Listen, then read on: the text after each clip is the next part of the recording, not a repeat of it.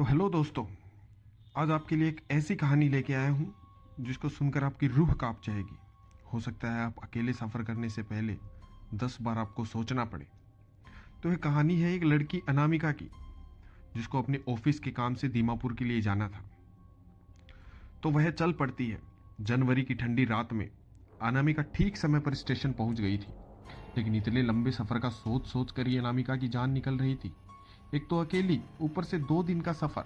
अनामिका को अब अपने आप पर गुस्सा आ रहा था। क्यों आखिर उसने दीमापुर जाने के लिए हामी भर दी। अगर इनकार कर दिया होता तो अभी तक वह अपने मुलायम बिस्तर पर रजाई में घुसकर मजे से सो रही होती। लेकिन जब बॉस ने ऑफिस की मीटिंग में अनामिका का नाम प्रोजेक्ट के लिए लिया तो वह उसको मना भी नहीं कर पाई। उससे अपने साथ इस प्रोजेक्ट के लिए एक और को भी चुना था, जो कि उसकी बेस्ट फ्रेंड थी, शालिनी। लेकिन निकलने से 2 दिन पहले ही शालिनी की अचानक ऑफिस में तबीयत खराब हो गई, जिसके वजह से शालिनी का अनामिका के साथ जाना कैंसिल हो गया। और इसी वजह से आज अनामिका को अकेले ही दीमापुर के लिए निकलना पड़ा। शालिनी से बात हो गई थी और तय हो गया था कि जैसे ही उसकी तबीयत ठीक होगी वो फ्लाइट से सीधे दीमापुर पहुंच जाएगी। स्टेशन पहुंचकर पता चला कि ट्रेन अभी आधे घंटे देरी से आने वाली है। अनामिका ने मोबाइल में टाइम देखा तो रात के 11:30 बजे थे, मतलब 12 बजे तक ट्रेन आ जाएगी। धीरे धीरे समय बीता और ट्रेन और लेट होती चली गई। स्टेशन लगभग खाली ही था। अनामिका अपने को ठंड से बचाने के लिए एक कप चाय लेकर पीने लगी। करीब 1 घंटे के बाद 12:30 बजे के करीब ट्रेन आ गई। 15 मिनट के स्टॉप के बाद ट्रेन ने प्लेटफॉर्म छोड़ना शुरू किया था। अब तक अनामिका भी अपनी सीट पर पहुंच चुकी थी।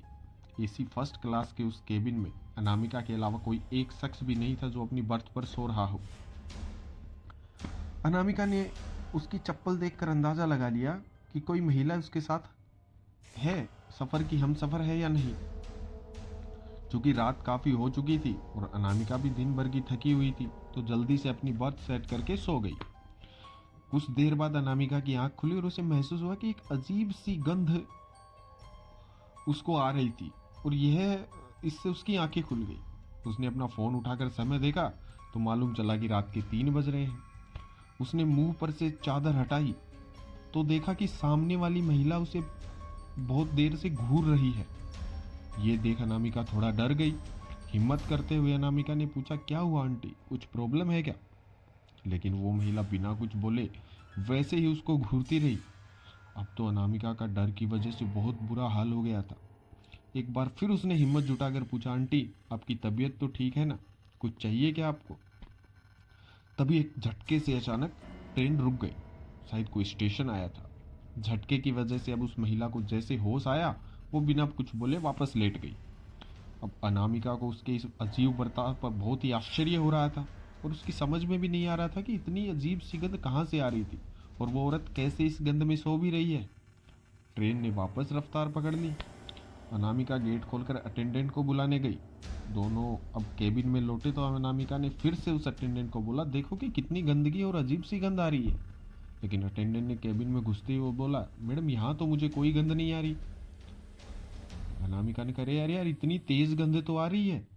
अनामिका ने अपने मुंह पर हाथ रखते हुए बोला, पर अटेंडेंट ने कहा, मुझे तो कोई गंध नहीं आ रही है, फिर भी मैं ये फ्रेशनर स्प्रे कर देता हूँ। कहते हुए अटेंडेंट ने स्प्रे कर दिया और वहां से चला गया। अनामिका वापस गेट बंद करके अपनी सीट पर लेट गई, लेकिन नींद उसकी आंखों से कोसों दूर जा चुकी थी। थोड़ी ही देर बाद फिर से वही अजीब सी गंध आनी शुरू हो गई। गंध ऐसी जैसे मांस सड़ रहा हो। मुंह पर कपड़ा रखकर अनामिका लेटी ही हुई थी। तभी उसकी आंखें आश्चर्य से फटी की फटी रह गई। उसने देखा बगल वाली औरत अपनी सीट से ऊपर हवा में तैर रही थी। डर के मारे अनामिका की चीख हल्क में ही दब के रह गई। उठकर भौंकने की कोशिश करती हुई अनामिका ऐसे हो गई जैसे किसी ने उसे जकड़ रखा हो। एसी कोच में भी वो औरत पसीने पसीने हो गई थी। अचानक वो औरत एक भयानक चीख के साथ अनामिका के ठीक सामने आ गई। लेकिन डर की वजह से अनामिका हिलडुल भी नहीं पा रही थी। चीखना चाह रही थी, लेकिन सिर्फ आंसू ही गालों पर गिर रहे थे। उस औरत ने अनामिका के चेहरे के बिल्कुल करीब आकर एक बार फिर से भयानक चीख मारी। अनामिका ने उसके मुंह से आती तेज गंध को अपने चेहरे पर महसूस किया। उसकी चीख अनामिका की सांसों में शीशे की तरह उतरती चली गई। उसने हाथ बढ़ाकर अनामिका का गला पकड़ लिया और फिर एक जोरदार चीख मारी।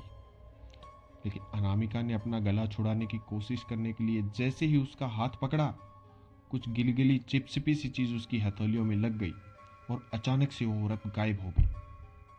अनामिका डर कर गेट की तरफ लपकी, बाहर भागने के लिए। बहुत कोशिश के बाद भी उससे गेट खुल ही नहीं पा रहा था। ऐसा लग रहा था जैसे कोई पूरी ताकत से गेट को खुलने नहीं दे रहा हो। अनामिका गेट पर ही बैठ गई और रोते रोते बाहर निकलने का आइडिया सोचने लगी। तभी उसको अपने फ़ोन का ध्यान आया और झट से फ़ोन उठाकर रेलवे पुलिस को फ़ोन करने लगी। अचानक किसी ने उसका फ़ोन छीनकर खिड़की की तरफ उछाल फेंका। खिड़की के शीशे से लड़कर उसका फ़ोन फिर गिर गया। अनामिका ने जोर जोर से दरवाजे को पीटकर मदद की गुहार करी, लेकिन उसकी आवाज़ को सुनने वाला वहाँ पर कोई ही नहीं था। तभी अचानक से वही भयानक चीख के साथ वो औरत फिर से केबिन में जाने कहाँ से आ गई। उसने अनामिका के पैर को पकड़कर खींचा और केबिन की दीवार पर लटका दिया। अनामिका के सर में चोट लग गई और होठ फट गए, जिससे उसका खून बहने लगा। जैसे ही उस औरत ने खून देखा, उसने अपनी लपलपाती जीभ से उसे चाट लिया। खून चाटते ही उस औरत का चेहरा एक शैतान के चेहरे में बदलने लगा। एकदम काला जला हुआ चेहरा, आंखों की जगह बस खाली गड्ढे, लेकिन उनमें कुछ सफ़ेद सा चमकता हुआ। नाक की जगह बस 2 छेद। मुंह में दांत थे कि नहीं ये नहीं पता, लेकिन जीभ एकदम काली। जले हुए चेहरे से खून रिस रहा था। अनामिका इतना भयानक चेहरा देखते ही बेहोश हो गई। थोड़ी देर बाद जब होश आया तो उसने देखा केबिन में वो अकेले ही है और वो औरत एक बार फिर से गायब हो चुकी थी। किसी तरह से अपने को संभालते हुए वो फिर से एक बार गेट की तरफ बढ़ी और सिटकनी खोलकर बाहर आ गई। उसने देखा अटेंडेंट बाहर की तरफ जा रहा था, तो जल्दी से आगे बढ़कर अनामिका ने उसके कंधे पर पीछे से हाथ रखकर पुकारा। जैसे ही वो मुड़ा, अनामिका चीख कर वापस अपने केबिन की तरफ भागी। तब तक अटेंडेंट के रूप में वो औरत भी उसकी तरफ लपकी। जैसे तैसे अनामिका अपने केबिन में पहुंची। डर के मारे उसका बहुत बुरा हाल था। तभी केबिन का दरवाजा जोर जोर से भड़बड़ होने लगा। अंदर अनामिका रोते रोते ईश्वर को याद करने लगी। उसे तो लग रहा था जैसे वो रात गुजरने वाली ही नहीं है। बहुत लंबी रात उसको लगने लगी थी। कुछ देर बाद बाहर का माहौल अब शांत लग रहा था। अनामिका को अब थोड़ी सी राहत मिली थी। कुछ ही देर में ट्रेन एक झटके के साथ रुक गई। शायद फिर कोई स्टेशन आया था उस वक्त। मदद मिलने की उम्मीद में अनामिका ने केबिन का दरवाजा खोला और बाहर निकल आई। कोच का दरवाजा खोला अनामिका ने प्लेटफॉर्म पर नजर दौड़ाई तो पूरा का पूरा प्लेटफॉर्म खाली पड़ा था। डरते डरते जैसे ही उसने नीचे प्लेटफॉर्म पर कदम रखा, उसने देखा कि कुछ दूरी पर खंबे की ओर में एक टीटी खड़ा है। अनामिका भागते हुए उसके पास आई, बोली, सर प्लीज मेरी मदद कीजिए। क्या हुआ मैडम, आप बहुत घबराई हुई दिख रही हैं, क्या बात हो गई मुझे बताइए, टीटी ने अनामिका को कहा।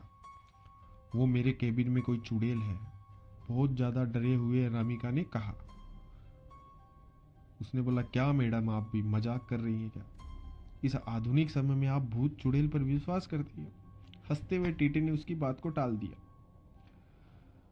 देखिए आप मेरी बात पर यकीन कीजिए, मैं झूठ नहीं बोल रही हूँ, घबराई हुए अनामिका ने उसको बोला।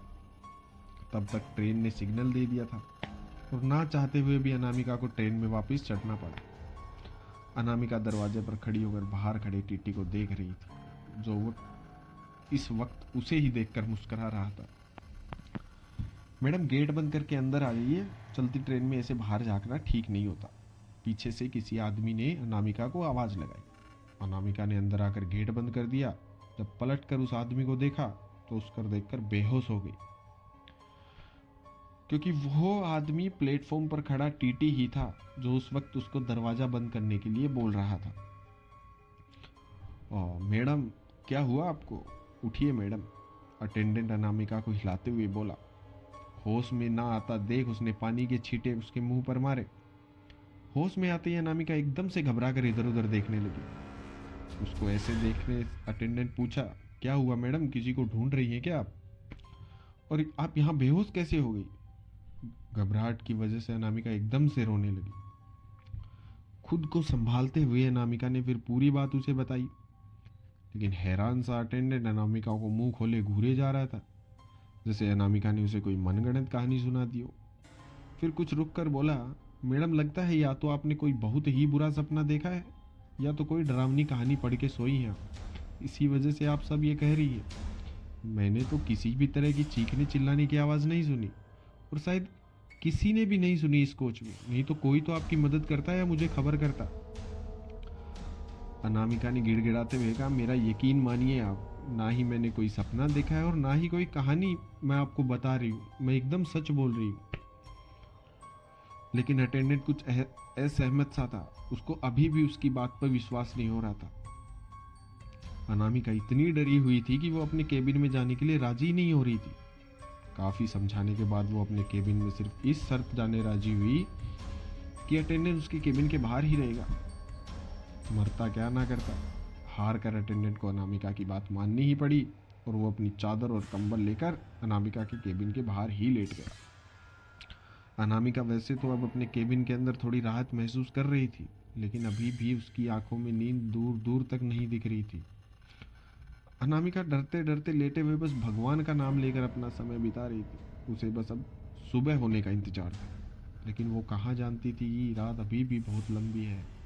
लेकिन उसे समझ अभी तक नहीं आया था कि जब वो मेरिट से अपने केबिन में चढ़ी थी तब तो उसने एक औरत को सामने की सीट पर लेटे देखा था और उसका सामान भी था, लेकिन अब ना तो कोई और है और ना ही उसका सामान।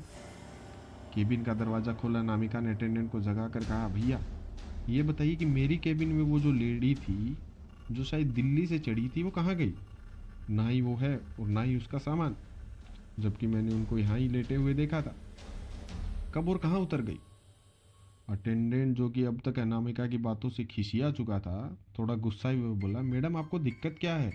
कभी कहती हैं कि केबिन में चुड़ैल है, तो कभी कहती हैं कि एक टीटी खड़ा था आपके सामने प्लेटफॉर्म पर और आपके पीछे भी ट्रेन के अंदर। अब किसी औरत को बता रही है कि आपके साथ केबिन में थी। मैडम आप अपने केबिन में अकेली ही हैं, एक औरत का रिजर्वेशन दिल्ली से ज़रूर था लेकिन वो चढ़ी ही नहीं और ये आपके केबिन में दूसरी बर्थ खाली ही है। अनामिका ये सुनते फिर घबरा गई कि कोई औरत उसके साथ थी ही नहीं केबिन में। अब तो उसे यकीन हो गया था कि कोई चुड़ैल ही है इस वक्त उस केबिन में। अब तो अनामिका डर की वजह से दोबारा अंदर जाने की हिम्मत ही नहीं कर पा रही थी, लेकिन आखिर उसे मजबूरी में वापस अंदर जाना ही पड़ा।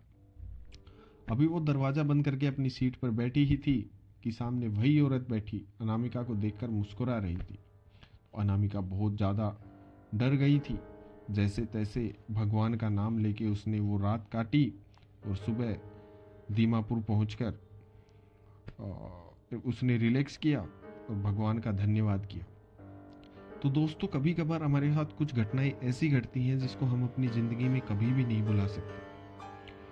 अगर आपके साथ भी कभी ऐसी घटना हुई है तो आप हमें साझा कीजिए, कमेंट बॉक्स में लिखिए। और अगर कहानी आपको पसंद आई हो तो लाइक कीजिए, शेयर कीजिए एंड चैनल को सब्सक्राइब कीजिए एंड बेल आइकन को दबा दीजिए और ऑल वाले सेक्शन पर क्लिक कीजिए ताकि जब भी कोई कहानी आए सबसे पहले आप तक पहुंच सके। धन्यवाद।